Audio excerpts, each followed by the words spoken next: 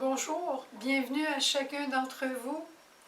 Aujourd'hui, c'est la 8e journée de notre neuvaine, la Pentecôte approche. Un don qu'on a encore à demander, c'est le don de la miséricorde. Viens, esprit de miséricorde. Qu'est-ce que vous en pensez?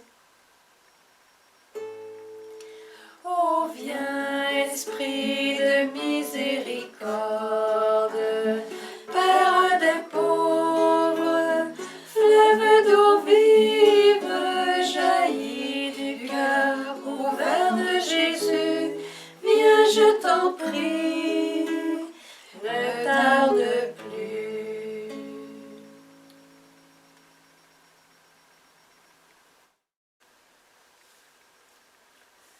Dans la continuité de notre neuvaine à la miséricorde, on a déjà demandé les 7 dons classiques, mais en ce vendredi, j'aimerais vraiment qu'on demande ensemble le don de la miséricorde. Et demain, on se tournera vers la Vierge Marie. Viens, esprit de miséricorde, comme on vient de le chanter. Et Jésus dit dans la parole, « Si quelqu'un a soif, qu'il vienne à moi et qu'il boive, celui qui croit en moi. » Selon le mot de l'Écriture, de son sein couleront des fleuves d'eau vive. Il parlait de l'esprit que devaient recevoir ceux qui avaient cru en lui. Merveilleux, merveilleuse parole, toute décrite dans l'icône du Christ miséricordieux.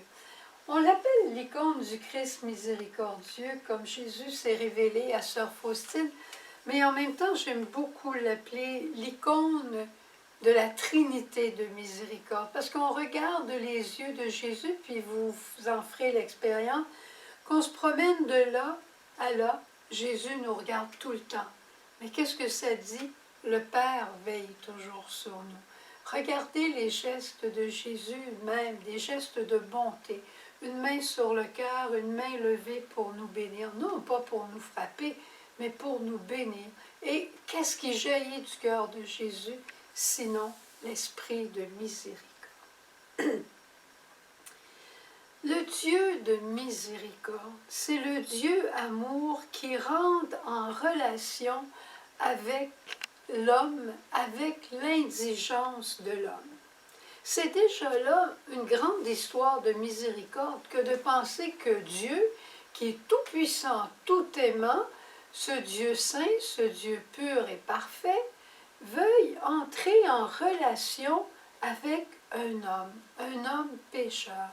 Et la distance qui pourrait nous séparer, qui est infinie, Dieu vient la combler de sa miséricorde et il veut que nous soyons un avec lui. Je pourrais m'arrêter là, mais je ne m'arrêterai pas là, mais c'est comme si tout est dit de la miséricorde. Dieu comble sans cesse de son amour de miséricorde la distance entre lui et nous. Et cet amour de miséricorde, il pardonne. Ça, on le sait.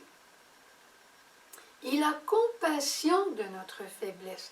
Et pour nous, d'avoir miséricorde envers quelqu'un ou de faire miséricorde, c'est pas seulement de lui pardonner son erreur, mais c'est aussi d'avoir compassion de sa faiblesse à tel point que je veux que cette personne-là ressuscite à une vie nouvelle. Et qu'est-ce que Jésus a fait pour ses apôtres?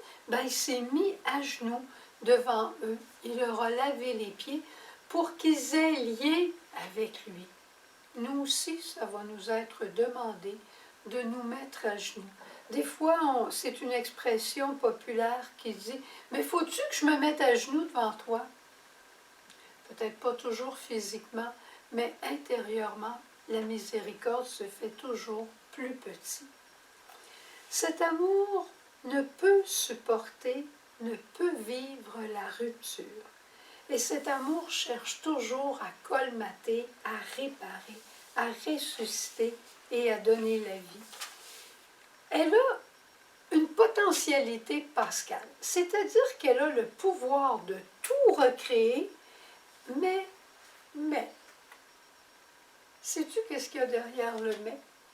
elle est conditionnée par notre liberté et notre confiance. Notre liberté, ça veut dire que c'est à nous de la désirer et d'aller la demander humblement. Et la confiance, c'est d'être certain qu'elle nous sera donnée. Le destinataire de la miséricorde, là, c'est l'homme. Mais attention, l'homme qui a reçu la miséricorde, il ne pourra jamais être le même. Et regarde, je vais t'expliquer, je vais te dire avec des mots comment est beau l'homme, comment est belle la femme qui a été miséricordiée. Elle devient avec la pureté et l'innocence de l'enfant.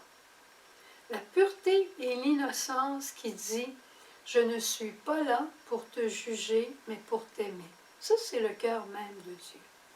La miséricorde et la personne remplie de miséricorde est là avec la bonté, la patience d'un cœur de mère qui dit « Je t'aimerai toujours, tu es à moi ». La miséricorde, le cœur miséricordier, vit avec une présence d'accompagnement et de soutien d'un cœur de père, d'un amour qui demeure et qui ne finira jamais. La miséricorde, une personne qui est miséricordieuse, je vous ai dit attention, quand on reçoit la miséricorde, on devient une lumière dans un monde enténébré. Mais plus la miséricorde grandit en nous, plus la puissance de notre lumière vient irradier notre monde et chasse les ténèbres. Ou, si vous voulez, c'est comme une chaufferette. Plus on reçoit l'amour de miséricorde, plus on devient brûlant, et plus notre chaufferette donne de la chaleur. Puis au début, on peut incendier les gens qui sont autour de nous, les réchauffer, les aimer, puis après, ça va jusqu'aux confins de la terre, et on devient frères de tous, et on devient des âmes et des personnes suppléantes, parce qu'on est pris du zèle des âmes, puis on veut tous les ramener au bon Dieu. C'est ça que ça fait la miséricorde. Alors, en conclusion, je sais bien que je dépasse mon temps, mais c'est un don que j'affectionne particulièrement. La miséricorde ressuscite et elle fait vivre. Elle embellit la personne qui la reçoit et elle la sanctifie. Elle la rend contagieuse d'un amour qui ne peut pas être gardé pour soi. Ce que je te partage, tu as maintenant le devoir de le partager avec quelqu'un d'autre. Et quand elle est manifestée par un homme envers son frère, elle crée la communion.